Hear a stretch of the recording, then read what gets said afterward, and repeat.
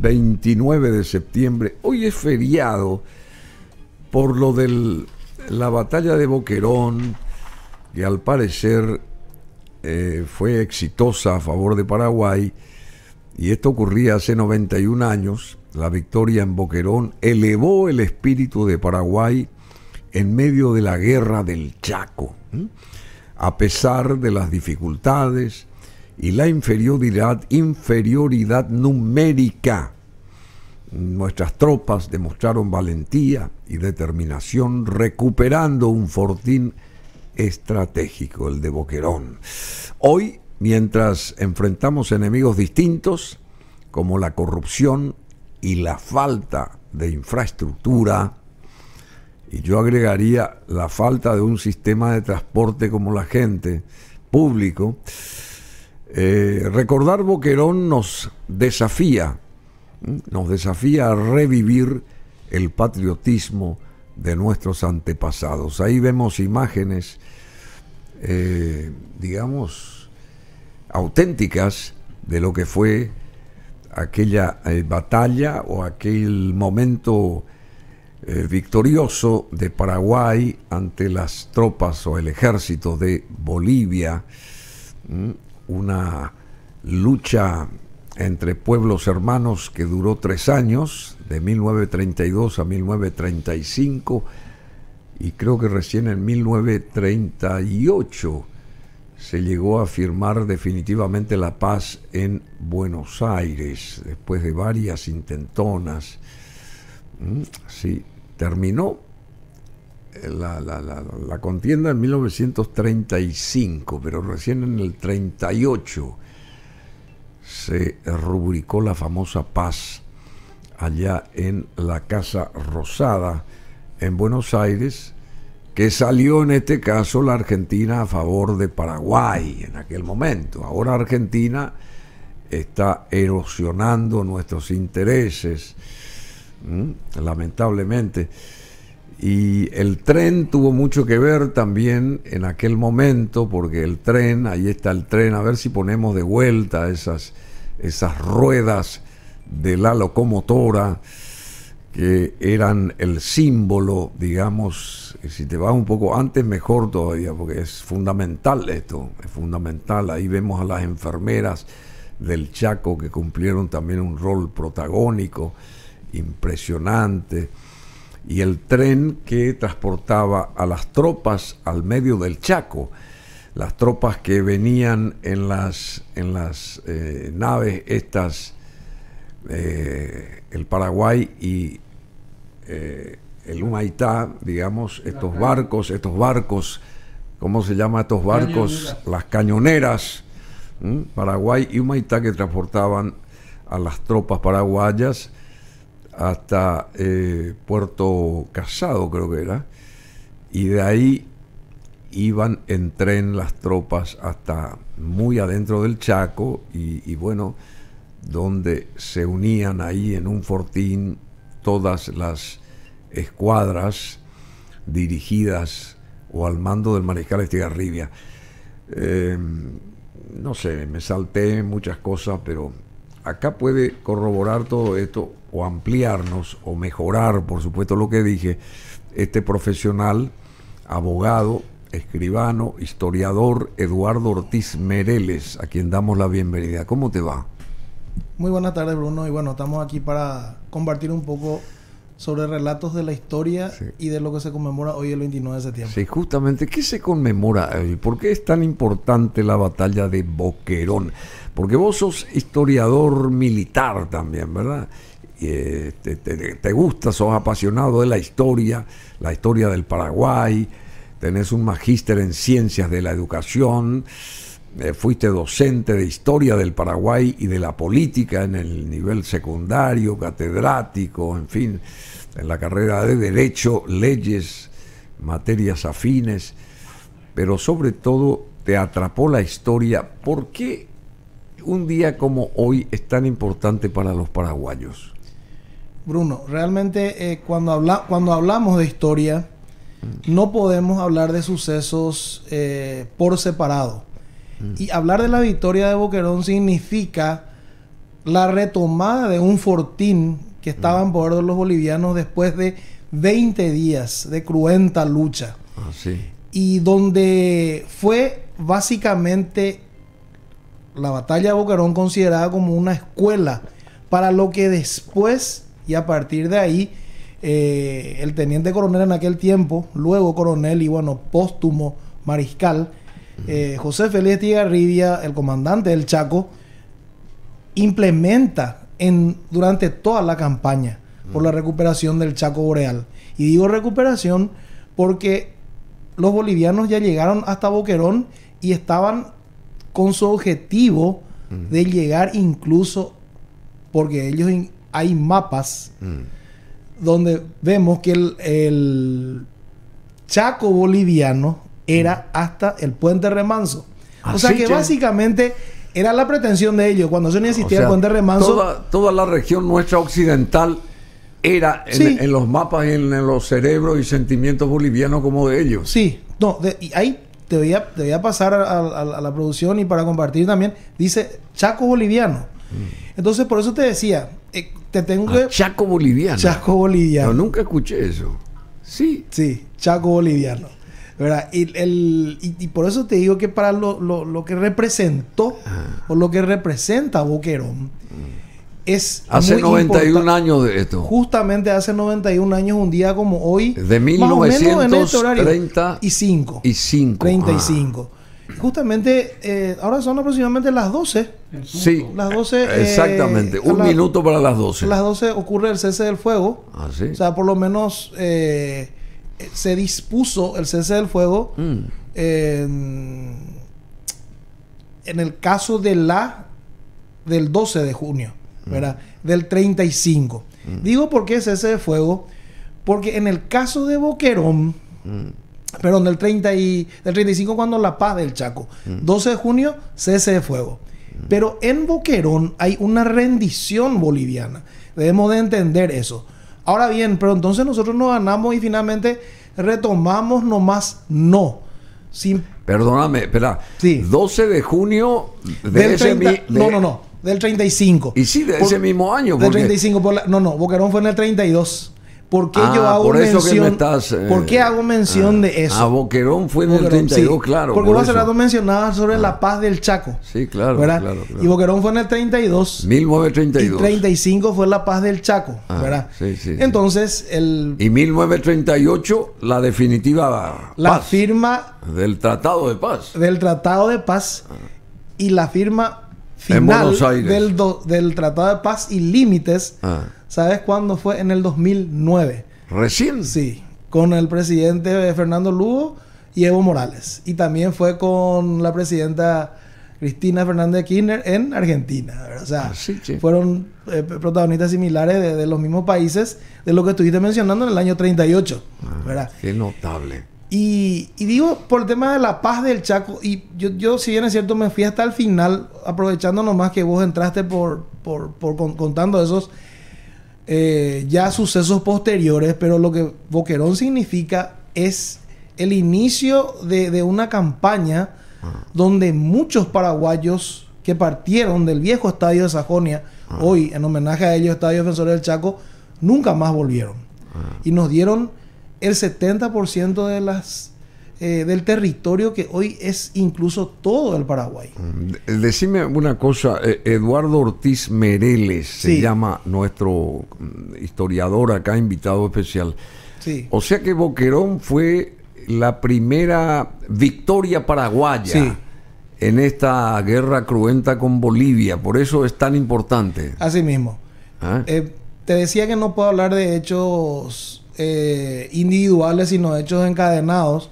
Y te digo, te voy a tratar de hacerlo lo más rápido posible, porque yo sé que estamos con cortos de tiempo. Siempre supongo esto en la televisión. No, yo sé. Pero te cuento así rápidamente. Termina la guerra contra la Triple Alianza y Argentina quería llegar hasta Bahía Negra. Pero esa pretensión ya lo saca Argentina en el tratado del 1 de mayo de 1865. En el infame tratado secreto de la Triple Alianza. Perfecto. 1865. 1865. 1865. Ahora bien, termina la guerra y ocurre la ocupación aliada en Paraguay hasta 1876. Sí. El Paraguay finalmente cede desde el Pilcomayo al Bermejo, Argentina, y somete el Chaco Boreal, el Chaco Boreal, Fue sometido a un arbitraje. ¿Pero qué tiene que ver? Te digo, porque justamente es en la parte del Chaco. Y ahí entra este gobernante de Estados Unidos. Exactamente, Rutherford Bishar Hayes. Exactamente. Hayes, sí. En el 78. Hayes. Hayes, creo que era. Hayes, sí. Y él. Acá no decimos Villa Hayes. Hayes, sí. Es Hayes. Hayes, sí, así mismo. Bueno, yo realmente no está bien, está bien, perfecto. Y el punto es que con ese laudo Paraguay se documenta de que el territorio del Chaco Boreal era efectivamente de Paraguay. Ahora bien, los bolivianos, y me voy otra vez hacia atrás, ya en la mitad de la década del 50 del siglo XVIII, con don Carlos Antonio López, habían puesto sus ojos en el Chaco. Ellos siempre pretendían el Chaco, ya con la división de la provincia de Chiquitos, la gobernación de Chiquitos y la del Río de la Plata. ¿Por qué no había una ¿cómo se dice eso? Sí, unos límites bien organizados, hay una delimitación, no sé cómo se dice. En ese momento nadie sabía hasta dónde iba Paraguay, hasta dónde iba Bolivia o Argentina, qué sé yo. Fantástica tu intervención, porque de eso se trata la guerra con Bolivia. E incluso también la anterior que tuvimos, la guerra de la Triple Alianza, la mayoría fue por coyunturas que daba la geopolítica en su momento y por cuestiones específicamente limítrofes. No había límites. No había nada demarcado. Demarcación de límites. No había demarcación de límites. Y todo el mundo decía, esto era mío, esto es tuyo. No, pero yo tengo hasta acá. No, pero yo te reclamo hasta acá. Y eso pasa con los bolivianos. Y se acentúa cuando ellos pierden el litoral marítimo. Sí, la guerra del Pacífico. En la guerra del Pacífico. Con Chile. Contra Chile. Entonces ellos tenían que buscar una salida urgente a algún mar. Y el camino era el río Paraguay, mejor dicho, el río Pilcomayo, el río Paraguay y todo lo que representa eso hoy, llamado Río de la Plata, para llegar al Atlántico. Toda la hidrovía, digamos. Lo que justamente vos mencionabas al principio, si hasta hoy sigue siendo importante todo el tema de la hidrovía, todo este problema que tenemos ahora en la frontera con el tema del pago del peaje, que yo realmente particularmente no estudio, no leo sobre el tema, pero yo digo que dónde está el Mercosur, pero independientemente de eso, todos buscamos dónde está el Mercosur. Es increíble. Y fíjate, esto estamos hablando a 91 años. ¿Qué responde el Mercosur ante esto? Silencio, lastimosamente. Ahora bien, 91 años atrás, o sea, si hoy es importante la hidrovía, imagínate lo que habrá sido 91 años atrás. En aquel momento. En aquel tiempo para dos países, ¿cómo se llama? Dos países mediterráneos, como lo son y lo siguen siendo Bolivia y Paraguay. Entonces, para Bolivia era cuestión de urgencia el recuperar un litoral marítimo buscando a través de Paraguay y de las pretensiones que tenía sobre el Chaco llegar hasta el Atlántico, ¿verdad? Entonces, todo eso era una cuestión que hace que los bolivianos empiecen a pensar en esa salida. No, a pensar en esa salida y ocupar territorio paraguayo. Sí, claro. El paraguayo siempre defendió sus territorios hasta el río Parapití. Pero nunca esas posesiones fueron ocupadas. Fue un error que después nosotros pagamos al final de la guerra y por eso ocurre la famosa cesión de tierras también. Paraguay nunca pudo demostrar de hecho que estaba en posesión y en ocupación de lo que eran los límites hasta el Parapití. Y hay fotos de soldados paraguayos que pasaron el Parapití. El Paraguay llega hasta Villamonte, el ejército paraguayo. ¿El Parapití dónde está geográficamente? No sé si tenemos ¿no hay una imagen ahí de la región occidental? El Parapití es Bolivia. Ya sé, pero para el público no tenemos una imagen de nuestra región occidental, un mapa de la región occidental. Pero no está el río Parapití bueno, pero es ¿y Parapití dónde es? ¿Es en el Chaco paraguayo? En el Chaco, no. Era una de las pretensiones territoriales que Paraguay siempre defendió O sea, Parapití es un río que está en Bolivia, sí, hoy en día, territorialmente, digamos. Así mismo.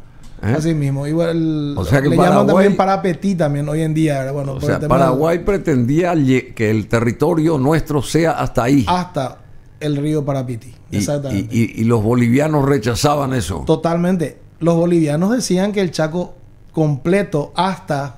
Y hagamos, para graficar más que nada el concepto, hagamos una simulación de que pasás el puente Remanso y tenía que decir bienvenido Bolivia. Bienvenidos a Bolivia. Ah, sí, che. Y hay mapas, por eso te digo, hay mapas y sellos de la época de 1912. La pretensión boliviana siempre estuvo. Y empezaron a entrar en territorio paraguayo. Y ahí viene ese periodo antes de la guerra. O sea, 1912. 1912 mapas, ¿verdad? Y claro, pero ellos espera, mucho... Sí, pero la pérdida del litoral pacífico de Bolivia se produjo en 1890 y algo. Fines del siglo XIX, exactamente. 98, No por te ahí. decía, sí, aproximadamente. Por ahí, ¿verdad? Sí. La Entonces guerra del empezaron Pacífico. ellos a trabajar rápidamente cómo hacer para salir Así mismo. a algún mar. Sí. A algún mar sería, Sí. ¿verdad? Ahí tenemos en pantalla. Sí. Ahí tenemos en pantalla. Ahí ¿verdad? está. Espectacular. Este es uno de los mapas más... mapa o croquis bastante ilustrativos, porque esos puntos rojos fueron Sí. retomados por el ejército paraguayo. Así, che. Sí. Los bolivianos, fíjate, llegaron hasta Boquerón. Y llegaron incluso hasta bordear el Pilcomayo. Esa franja, esa línea imaginaria de color azul Sí. es básicamente la división del Chaco entre Bolivia y Bolivia a la izquierda y Paraguay a la derecha, ¿verdad? Y hagámoslo simple y sencillo. A partir de Boquerón le hicimos retroceder hasta Esa Villamonte, línea roja. Hasta la línea roja. pasando la línea roja, exactamente hasta Villamontes. Ellos pensaban quedarse con todo Con todo el ese- Chaco. Con todo el Chaco. Prácticamente. Pero fue una Totalmente. hazaña tremenda la del ejército paraguayo. Y acá viene el punto de Boquerón que hace rato me preguntaste, por eso te decía, no puedo hablar de manera individual, tengo que hacerte un relatorio de hechos. Está bien, está bien, está bien. Bruno, discúlpame por el tiempo. El punto es que la batalla de Boquerón en un principio fue catastróficamente mala para el ejército paraguayo. Porque se planteó una incursión, un ataque frontal, incluso con caballería, con caballos reales, con la caballería actuó con caballos. Y después, con el tiempo se vio que con las armas de repetición automática puestas en defensa del fortín Boquerón en poder de los bolivianos, iba a ser eso una constante masacre. Y entonces empieza a hacerse una estrategia por desgaste y conocida después en el mundo entero y aplicada por José Félix Tijerina exitosamente durante toda la guerra, con lo que aprendió en Boquerón, la famosa Porque eso figura también, del corralito. porque eso también se estudió, no sé si hasta ahora Sí. allá en Europa, en Francia, Sí. todo eso, Sí. cómo organizó Estigarribia esa victoria, digamos, esa hazaña en el Chaco, Sí. porque no fue fácil No, no todo fue lo fácil. que hizo. Fue la famosa maniobra del corralito, ¿verdad? Que era básicamente cerrar el punto. Que era lo que- cercarlos y no dejar que entren víveres y provistas para que ellos puedan abastecerse de vuelta. Por eso resistieron tanto. Ellos estaban entre 700 dentro del fortín, o sea, dentro del perímetro fortificado que Los es bolivianos. los bolivianos. Y los paraguayos estábamos en 3 divisiones, casi en 3 divisiones, algo así como 7,000 O sea, soldados. todas las provistas les llegaban. Les llegaban. Por eso y ellos después estaban les ahí. cerramos del último lado de hacia Yucra, que dicen ellos y nosotros le decimos Yucra, ¿verdad? Y toda esa parte significó después para el soldado paraguayo, que en medio de Boquerón, allá por el día 16, 17 de septiembre también, le baja la moral. Pero cuando ocurre la rendición de Boquerón, en Boquerón, Fue un por parte de los estímulo. bolivianos, fue una algarabía Sí, total un estímulo. y significó para el soldado paraguayo, para el ejército paraguayo, podemos hacerlo. Y efectivamente los números y los resultados 3 años después dieron la razón a ese estímulo mental que dio Boquerón a todo el ejército paraguayo. Insufló las ganas. Insufló patriotismo y las ganas de defender a la patria, realmente. Qué interesante lo que decís, porque, o sea que Boquerón significa todo eso. Y eso ocurría en 1932, De hace 32 al 35. 91 años. Sí. Hace 91 años. 91 años. Bueno, y históricamente, vos que manejás la historia, y lo que está pasando ahora, vamos a la actualidad, con esto de la hidrovía, nos independizamos en 1811 y para ciertas mentes argentinas, especialmente para los que están ahí en la Casa Rosada, ellos creen que Paraguay todavía está en la era de la colonia, más o menos, y nos tratan como si fuéramos nosotros parte de alguna provincia de la Argentina. ¿A qué se debe todo eso? ¿Y por qué nosotros nos dejamos manipular de esta forma? Sería la consulta. Muy interesante tu pregunta, Bruno, y volvemos a lo que nos trajo en esta charla tan interesante, a la cual agradezco de vuelta la invitación tuya y de toda la producción. La historia se repite. Y básicamente la historia siempre se repite, pero con distintos protagonistas. De ahí que es bueno hacer conocer la historia para evitar repetir lo que hicimos mal o tratar de mejorar lo que hicimos bien. Y ahí viene el punto que vos estás tocando en la actualidad.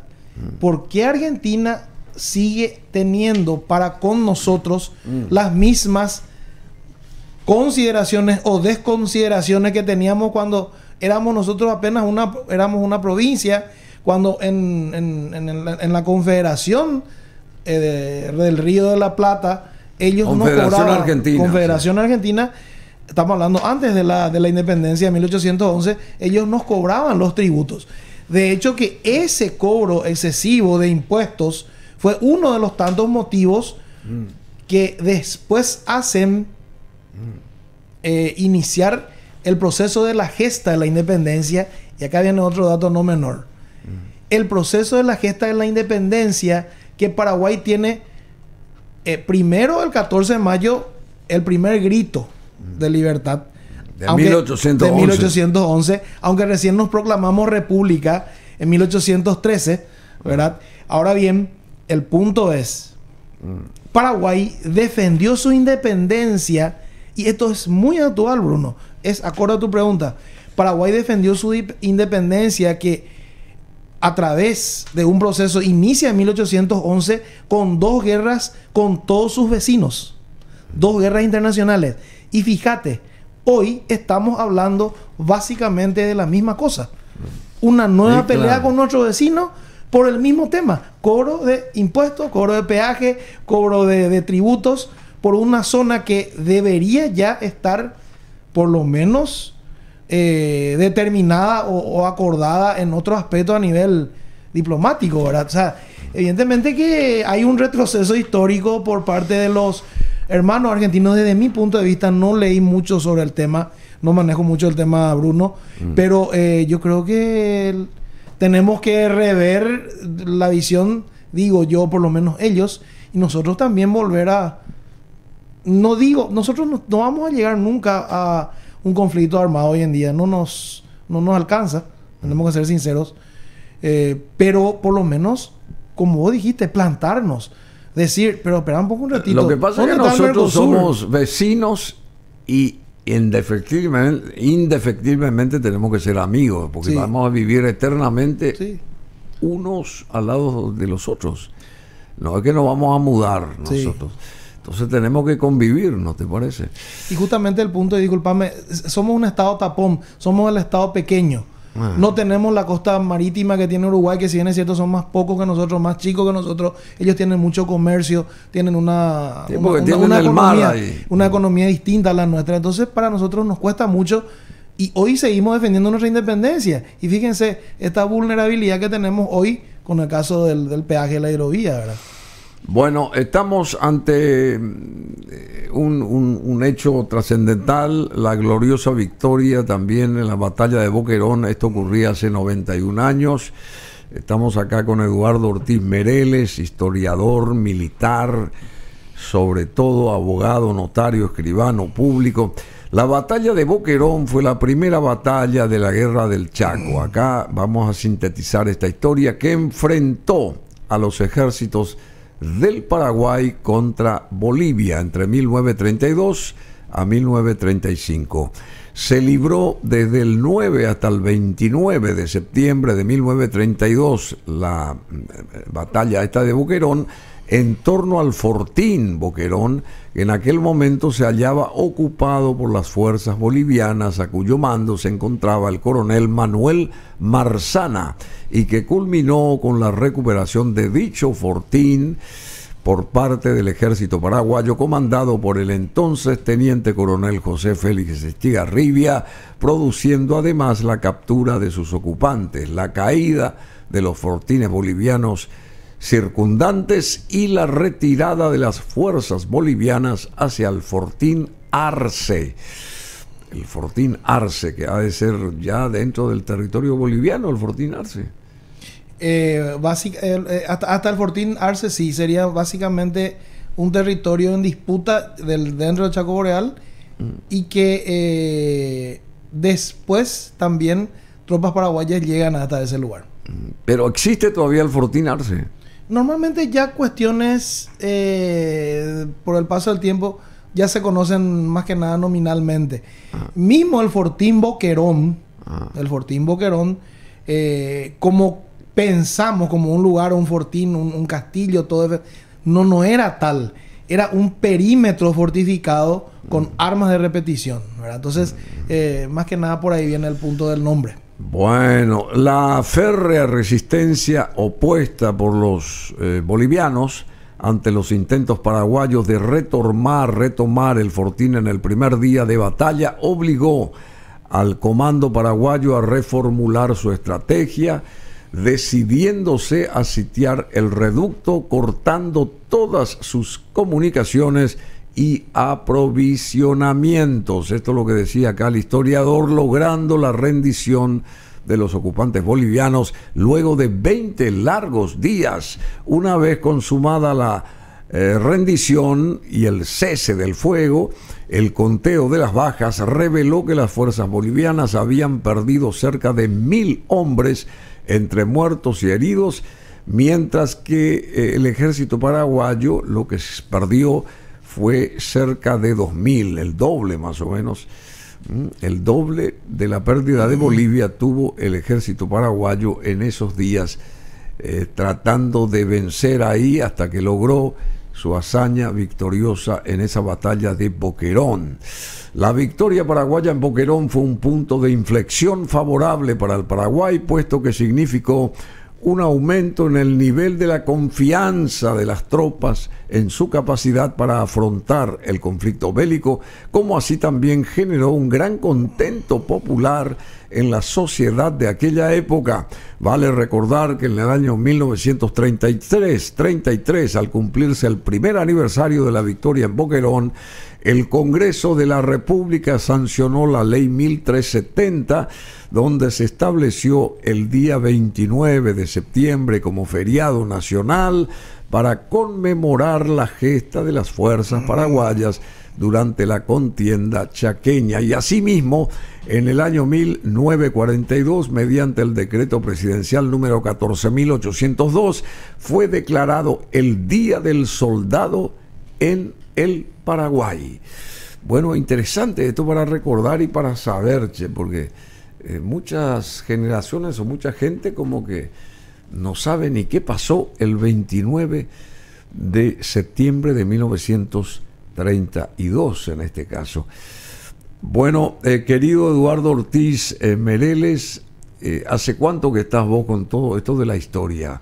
Porque vos tenés 45 años, sos joven. Sí, y bueno, como te decía, hace 20 20 años. años aproximadamente, que 20 me metí a investigar. A Y, investigar. a investigar y seguir aprendiendo todos los días. Todos los días. Todos los días se aprende. Bueno, y leímos hace poco, inclusive va a venir el embajador de Taiwán, creo que la siguiente semana, leímos que el gobierno nacional solicitó a el gobierno de Taipei técnicos que vengan aquí a auscultar el Chaco paraguayo para tratar de ver si nuestros recursos debajo de la tierra, ahí de todo ese amplio sector, puedan brindarnos ya sea gas o petróleo, ese tipo de cosas, ¿verdad? Hacer como una evaluación de todos los recursos que podría tener el Chaco paraguayo a favor nuestro, digamos. Estamos en el siglo XXI, necesitamos nosotros gas. Y si ahora la propia Argentina detiene nuestros ¿cómo se llama? Los transportes terrestres del gas licuado de petróleo, necesitamos ver si nuestro territorio tiene gas, ¿verdad? Y entonces está la cooperación de Taiwán, en este caso, que va a venir a instalarse acá y va a empezar a estudiar esa historia, y por ahí podemos descubrir algo que nos beneficie, ¿no te parece? Más que nunca oportuna y acertada tu intervención respecto a esto que vos mismo estás diciendo, que esta delegación de Taiwán va a venir a hacer unos estudios que justamente acabas de mencionar. Y esto sí realmente es una tristeza. Si no fuese por las personas que están ahí, incluidos muchos de los menonitas, de los colonos alemanes. Muchos chaqueños. El Chaco, el Chaco hoy iba a seguir siendo tierra de nadie. Tierra de nadie, como lo es en muchas partes. Entonces, ahí viene el punto del por qué es importante este trabajo de reivindicación que los medios hacen. Y en este caso, bueno, Bruno Masi lo está haciendo en su programa y en todos los medios, de no hacer olvidar la sangre de esos casi 30.000 paraguayos que murieron. 30.000 casi 30.000 murieron. paraguayos que nos dieron más del 70% de nuestro actual territorio. Claro. ¿Verdad? Claro, porque el Chaco es un gran porcentaje el Chaco del es territorio. más grande que la región oriental, claro, ¿verdad? por supuesto. Región occidental. Entonces, nosotros no podemos entrar en discusiones absurdas. La región oriental creo que entra 2 veces en el Chaco, me parece. Algo así, no manejo los números, no soy bueno con los números. Pero visualmente sí. No y sé te si digo, 2 veces, pero 1,5 por lo menos. Y eso es lo que nosotros los paraguayos debemos aprender, Bruno. Y yo por eso te agradezco en nombre de todos los que nos gusta la historia, estos espacios, porque estos son lo que nosotros necesitamos para que nunca se olvide la labor que hicieron aquella gente que murió de agua. Perdón, de sed. Murió por falta de agua. Sí, bebió su orina. La muerte fue agónica, había comida, pero no había agua. No había agua. Entonces, cuando recordamos Boquerón, nosotros... yo no lo voy a decir con todo respeto, porque yo sé que hay un público también que gusta de todo lo que voy a criticar, pero no es una crítica, más que nada una mención. Cuando hablamos de Boquerón, tenemos que recordar de que, o sea, del 29 de septiembre hablamos de Boquerón, no de San Miguel, ¿verdad? Sí. Y respeto mucho, aclaro, yo respeto mucho la fe, sino que digo nomás, démosle también espacio a Boquerón como lo damos a San Miguel, y no estoy criticando, ni mucho menos compitiendo. Sí, entiendo, pero es en homenaje, recordar siempre. es en homenaje, recordar y nunca olvidar, porque hoy los veteranos ya están cada día menos y ya no hay prácticamente. Son los nietos de la gente que está mirando el programa, que va a seguir contando y tiene que seguir homenajeando y agradeciendo a nuestros abuelos y bisabuelos que fueron a pelear en defensa de su territorio, del Chaco Boreal, y muchos de ellos nunca más volvieron, ¿verdad? Entonces, así mismo. Es muy importante el trabajo de difusión y de importancia que haces y que hacen los medios por este día. No, que hacemos todos, y te incluimos, Eduardo Ortiz Mereles, a quien agradecemos mucho.